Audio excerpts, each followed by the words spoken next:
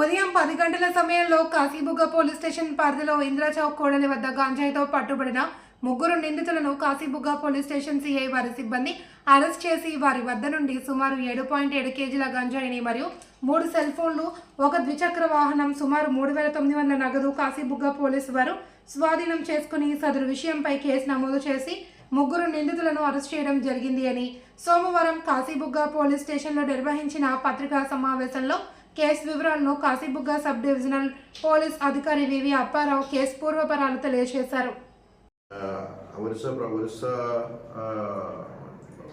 నివాసి అతనికి ఎదుర్కొన్న మధ్య స్నేహం వల్ల ఏంటంటే వాళ్ళు ఈ పండించిన గంజాయిని మీరు విజయ్ అనే ఒక విజయవాడ నుంచి ఒక వ్యక్తి వస్తాడు, ఆయనకి మీరు ఇస్తే మీకు ఒక కేజీకి 1000 రూపాయలు చొప్పున మీకు కమిషన్ ఇస్తానని చెప్పి మాట్లాడుకుంటాడు.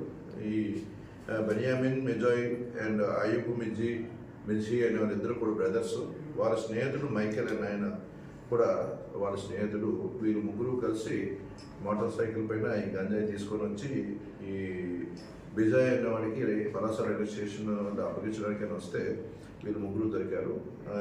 ఈ గంజాయి ఇచ్చిన జాన్ను, అదేవిధంగా గంజాయి తీసుకోవడానికి వచ్చిన బిజాయ్ని అరెస్ట్ చేయవలసి ఉంది.